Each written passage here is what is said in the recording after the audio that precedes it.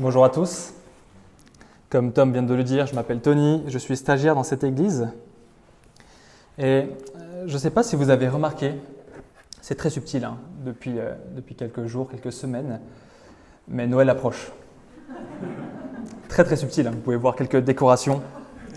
Et je confesse que quand je pense à Noël, une des premières choses à laquelle je pense, ce sont les films de Noël. Alors, j'ai découvert ça avec le mariage, et j'en ai pas vu beaucoup, mais les peu de films que j'ai regardés, j'ai remarqué que souvent l'histoire était à peu près identique. En général, une femme dans la trentaine, une femme active, généralement new-yorkaise, pour les vacances de fin d'année, retourne dans sa ville, dans son village natal. Et à cette occasion, elle recroise un de ses anciens amis d'enfance, qui est devenu un boulanger musclé, un menuisier mystérieux et musclé, ou alors un prince incognito et musclé. Et en général, il y a plein de successions d'actions rocambolesques qui mélangent des sapins, des gâteaux et un chien espiègle.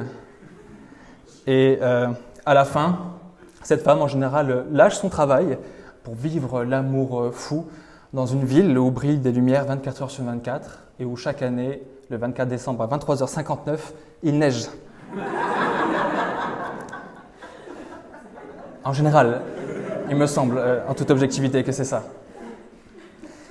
Et je me demande juste, si jamais on a un ami qui est totalement étranger de la culture occidentale, si cet ami-là, on lui fait regarder ce film et qu'on lui demande à la fin, pour toi, qu'est-ce que c'est que l'esprit de Noël ? Il nous dirait certainement la célébration de la surconsommation et les relations de couple toxiques et dysfonctionnelles.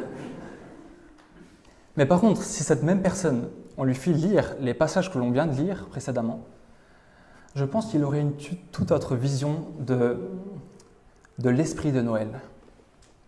Comme nous avons lu, la naissance de Jésus, ce qu'on appelle pour nous Noël, a été rapportée dans l'Évangile selon Matthieu.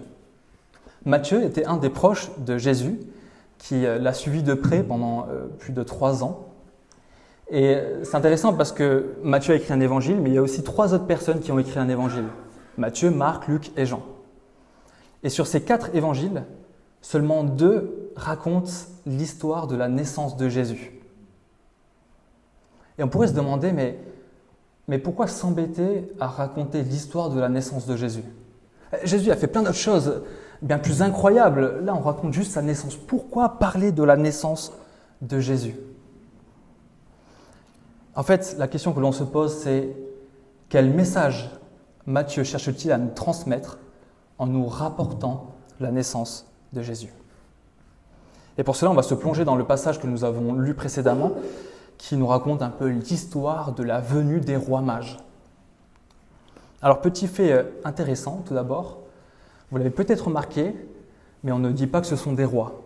On nous dit simplement que ce sont des mages. On ne dit pas qu'ils sont 3, et on ne dit pas qu'ils s'appellent Melchior, Gaspard et Balthazar. Ce sont simplement des mages qui viennent d'un pays très éloigné, de Babylone, à plus de 900 km de Jérusalem. Ces petits détails, que ce sont des rois, qu'ils étaient 3, etc., ça a été ajouté des centaines d'années après le récit que Matthieu nous a laissé. Et ces détails n'apportent pas grand-chose à l'histoire. Alors évidemment, quand on entend parler de mages, tout de suite, on peut penser un peu aux films fantastiques que l'on peut regarder. On pense à Merlin, à Gandalf, avec des pouvoirs un peu mystérieux et des pouvoirs supernaturels. Mais dans la pensée de Matthieu, mage, ça ne veut pas du tout dire ça. Pour lui, des mages, ce sont des sages, des érudits, des académiciens, on pourrait dire aujourd'hui. C'était des astrologues dans l'Antiquité. Et ces personnes-là avaient une formation intellectuelle très avancée à leur époque, et ils maîtrisaient, ils avaient une expertise dans l'astronomie, les sciences occultes et les divinations. Et là, il faut faire juste une petite pause dans la lecture de notre texte et juste penser à l'époque où Matthieu écrit la naissance de Jésus. On est en Judée, et depuis plusieurs milliers d'années, les Juifs, le peuple juif, attendent un Messie qui viendra résoudre le problème du mal et de l'injustice dans le monde. Et Matthieu, il commence son premier chapitre, il nous fait directement un spoiler, ou en français un divulgateur, il nous dit « Ce Messie, c'est Jésus, et il est né ». Et tout de suite, il nous rapporte le message d'étrangers qui viennent de loin pour voir cet enfant, pour voir la naissance de cet enfant. 900 km entre Babylone et Jérusalem. Ça fait à peu près 50 jours de marche.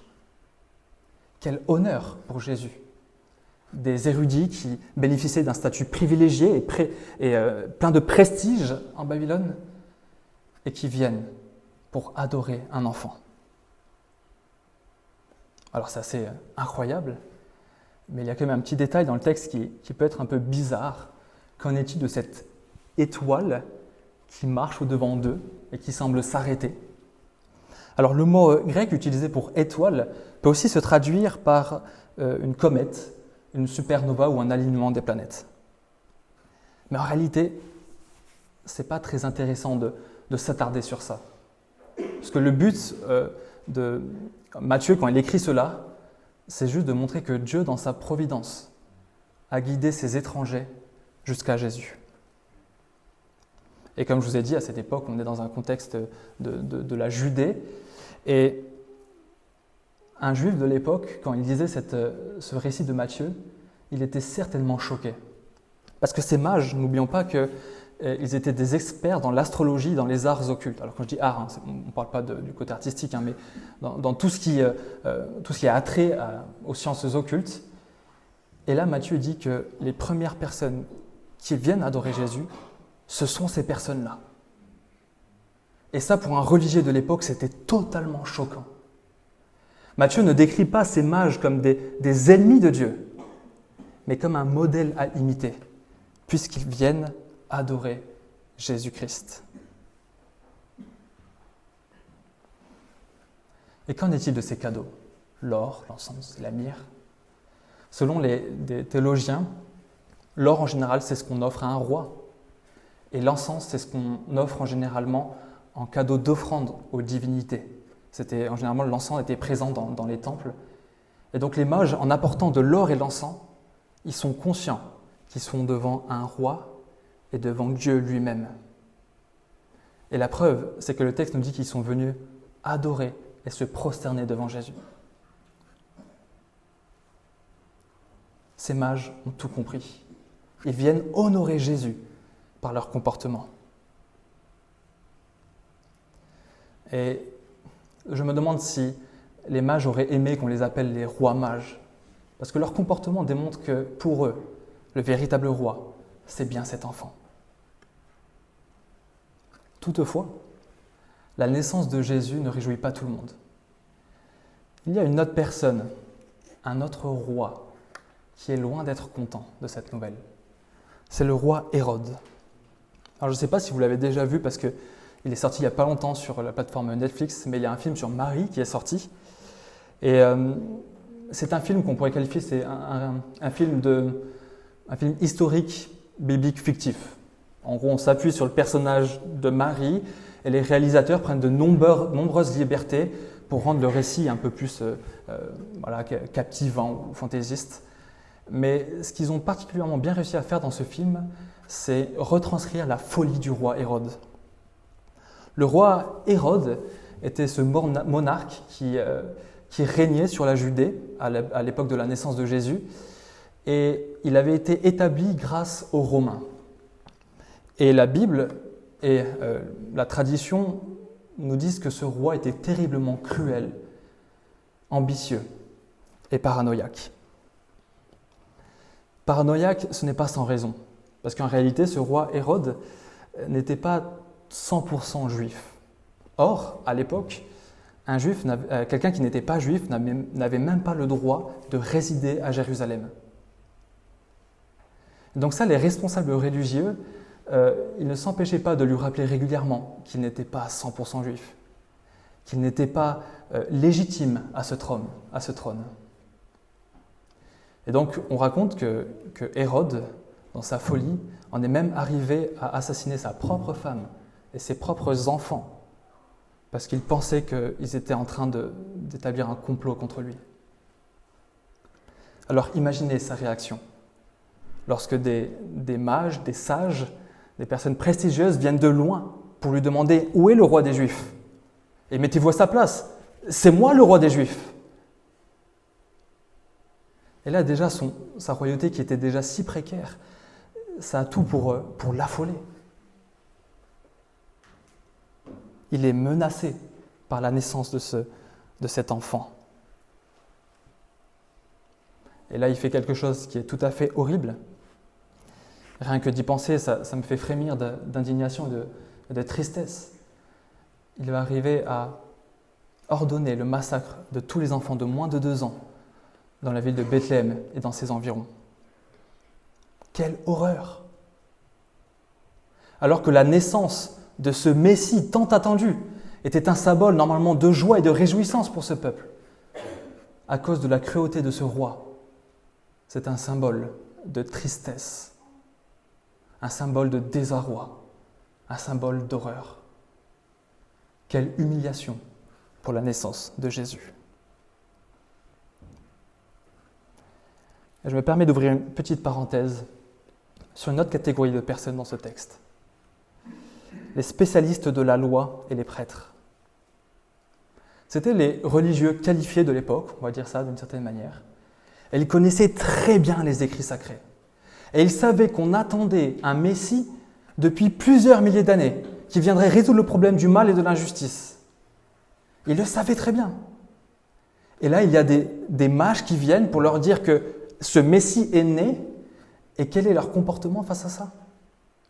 Dans un premier temps, ils sont troublés, et puis après, ils ne font absolument rien. Juste mettez-vous à la place d'un de ces spécialistes de la loi, d'un de ces prêtres. Vous attendez un Messie, d'autant plus que vous êtes sous l'occupation romaine, donc vous attendez la libération de votre peuple. On vous dit qu'un Messie est né, et vous ne prenez même pas le temps d'aller vérifier si c'est vrai ou pas. Bethléem, c'est une petite ville qui se situe à 10 km en dessous de Jérusalem. Pour vous donner une idée, c'est la distance qui sépare votre chaise de la grande place à Bruxelles.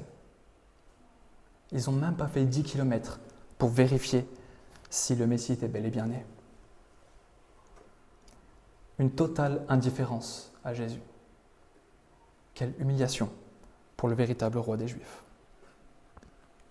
Alors c'est bien beau, on a compris ce que signifiait à peu près cette histoire, mais on ne répond toujours pas à notre problématique. Quel est le message que Matthieu veut nous transmettre à travers l'histoire de Noël, l'histoire de la naissance de Jésus? En fait, en nous racontant cette histoire, Matthieu veut nous confronter à un choix. Soit nous acceptons la royauté de Jésus, soit nous la rejetons.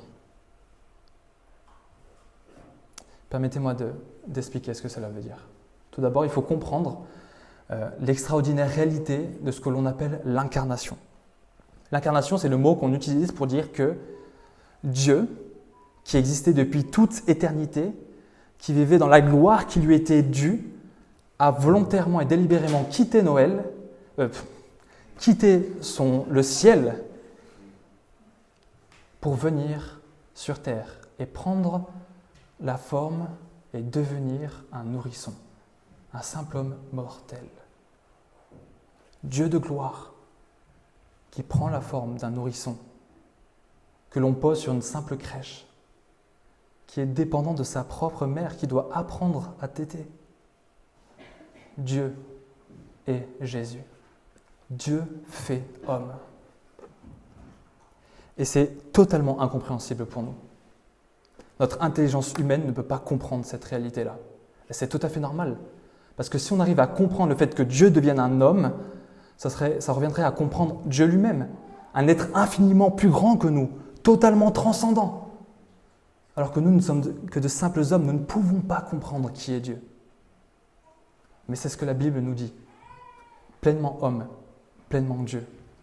Je ne parle pas de récits mythologiques grecs avec les demi-dieux comme Achille.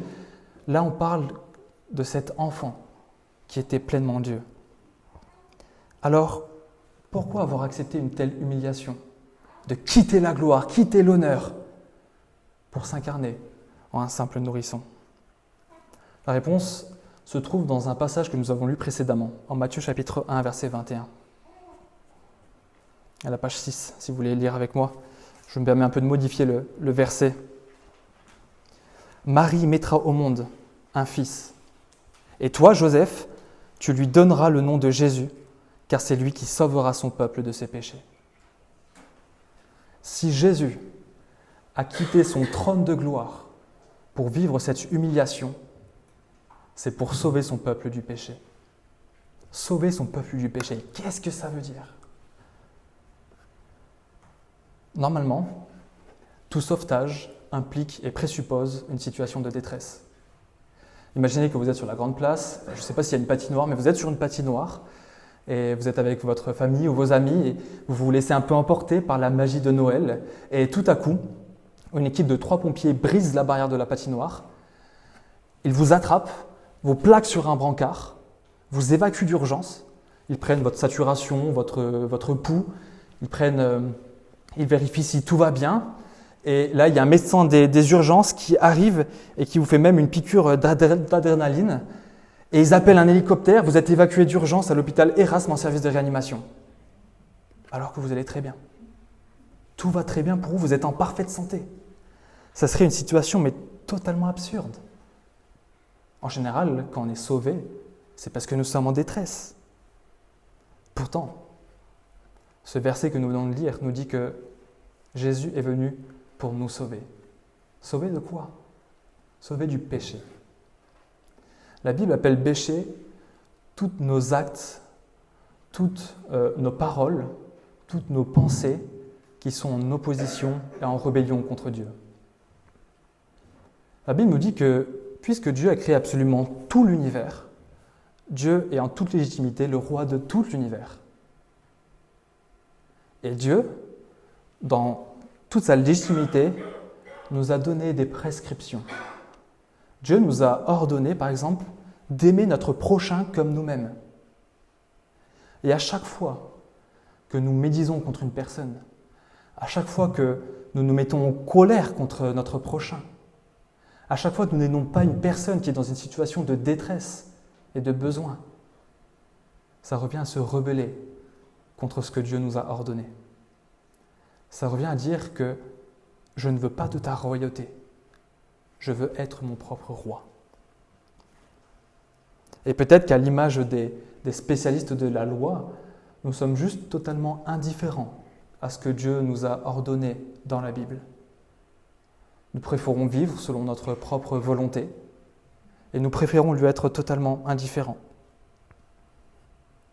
Moi, Dieu, ça ne m'intéresse pas. Dieu, il a beau dire ce qu'il veut, je ne crois pas en lui. Il n'y a pas de Dieu. Imaginez l'affront que c'est au Dieu créateur de toute la terre.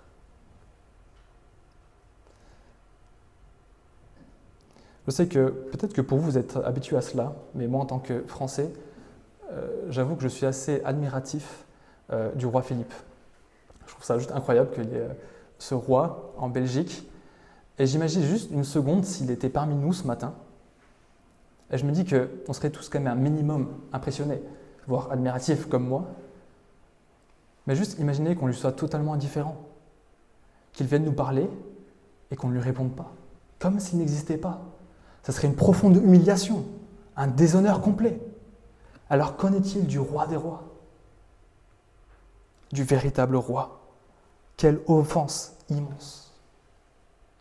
Et je sais que nous ne sommes pas aussi fous que Hérode, mais d'une certaine manière, est-ce qu'il ne serait pas tentant de simuler une soi-disant tolérance envers le Dieu des chrétiens, le Dieu de la Bible, alors qu'en réalité on préfère mener notre propre vie selon ce que l'on veut, selon nos désirs, même si ces désirs ne sont pas forcément et ne sont pas bons pour nous.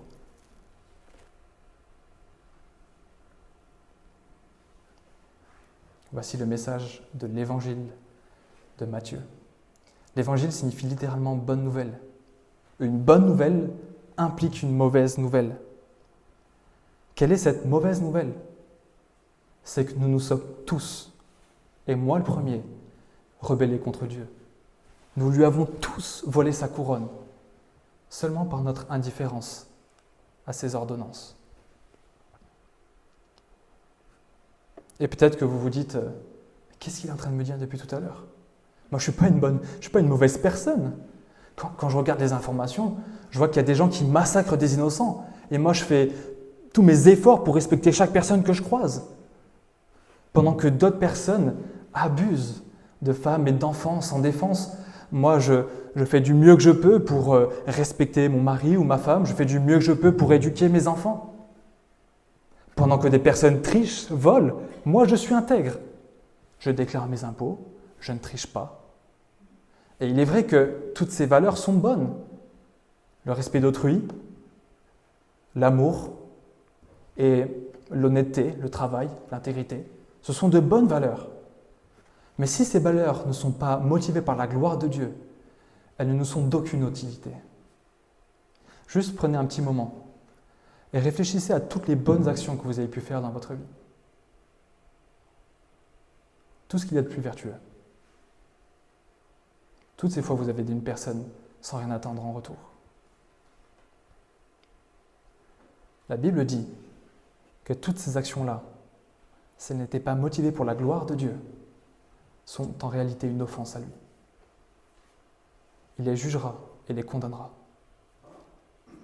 Alors oui, c'est totalement choquant, mais quand on n'y réfléchit pas tant que ça.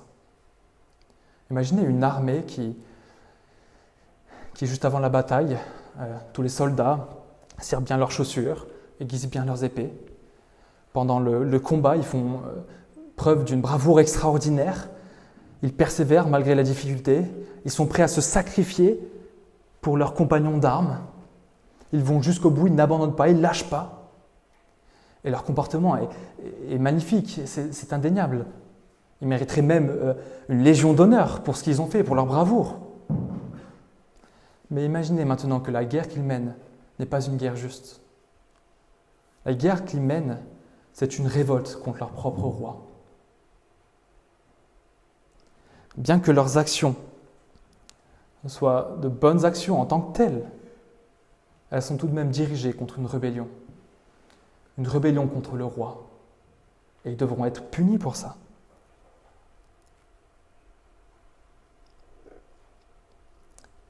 Mais la naissance de Jésus, le message de Noël, nous laisse un espoir. Si Jésus vient nous sauver, ce n'est pas sans raison. C'est parce qu'effectivement, nous nous sommes tous fracassés le crâne contre la patinoire. Et nous voyons deux comportements totalement différents dans cette histoire. Le premier, c'est celui du roi Hérode, qui fait mourir pour garder sa propre gloire. Et le deuxième, c'est celui de Jésus, qui est venu pour mourir dans l'humiliation. Et ça, c'est un message de Noël tout à fait unique. Parce que si Dieu a quitté son trône de gloire pour venir s'humilier, c'est parce que la punition, la condamnation que nous méritions était terriblement horrible. Et qu'il a été prêt à mourir pour que nous ne subissions pas cette condamnation. Nous avons tous volé la couronne de Dieu. Nous avons tous offensé Dieu. Et on pourrait se dire, mais pourquoi Dieu ne pourrait pas simplement pardonner? Si je frappe mon frère juste devant vous, ici, je n'aurai pas la même condamnation que si je frappe le roi Philippe. Si vous voulez, la punition, la condamnation que l'on mérite est proportionnelle à la personne offensée. Alors imaginez ce que ça fait d'offenser un Dieu infini. On mérite une condamnation infinie. Ce que la Bible appelle l'enfer. L'enfer, c'est la séparation éternelle de Dieu, privé de son amour, de sa bienveillance et de sa bonté. Mais Jésus est venu sur terre. Ce petit enfant est venu pour vivre une vie parfaite d'obéissance à Dieu. Il lui a plu à tout égard. Il s'est humilié. Et le paroxysme de son humiliation, c'est cette croix sur laquelle il est mort et il s'est sacrifié à la place de son peuple. En réalité, si on regardait le berceau de Jésus, éclairé par la lueur de la cheminée, ce que l'on regarderait sur l'ombre projetée par le feu, c'est juste une croix. Le message de la Bible est tout à fait unique. Jésus a vécu sa pleine gloire lorsqu'il a été totalement humilié sur cette croix. Sur cette croix, Dieu a frappé son propre Fils, pas sans raison. C'est parce que cette condamnation, cette punition, c'est ce que nous devions subir. Mais le message de la Bible, il nous dit que Christ a porté cette condamnation à notre place. Mais ce n'est pas tout. Christ nous a donné sa vie parfaite d'obéissance. Si vous placez votre foi dans ce message de Noël, dans ce message de l'Évangile, eh bien lorsque Dieu vous regarde, il ne voit pas un enfant rebelle, mais il voit son propre Fils. Un regard chargé d'amour et de compassion. Quelques années plus tard, il y a un autre auteur biblique que Matthieu, qui s'appelle Paul, qui a, à mon sens, parfaitement résumé le ministère de Jésus. Il nous écrit dans un de ses livres « Christ s'est humilié lui-même, se rendant obéissant jusqu'à la mort, même jusqu'à la mort de la croix. C'est pourquoi Dieu l'a souverainement élevé et lui a donné le nom qui est au-dessus de tout nom. » Alors qu'est-ce que l'esprit de Noël ? C'est un message d'humiliation et de gloire. C'est un message de mort et de vie. Pourquoi de vie ? Pas simplement parce que c'est la naissance de Jésus, mais c'est parce que ce Jésus-là est mort pour donner la vie, pour nous donner la vie éternelle. Et donc Matthieu, en écrivant cette histoire-là, il aimerait juste qu'on se mette un peu entre guillemets à la place des mages. Ils étaient confrontés à un choix. Soit ils obéissaient à Hérode en disant où Jésus était né, soit ils obéissaient à Jésus. Et ils ont choisi la bonne part. Ils ont adoré Jésus. Et la question que Matthieu veut nous poser, c'est la suivante. Veux-tu d'un roi qui a été prêt à mourir pour toi ?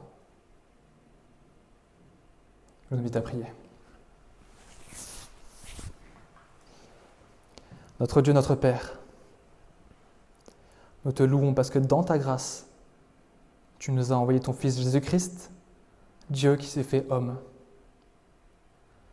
Et nous voyons que cette naissance pointe au moment de gloire ultime de sa vie, son sacrifice sur la croix, où il porte la condamnation que nous méritions,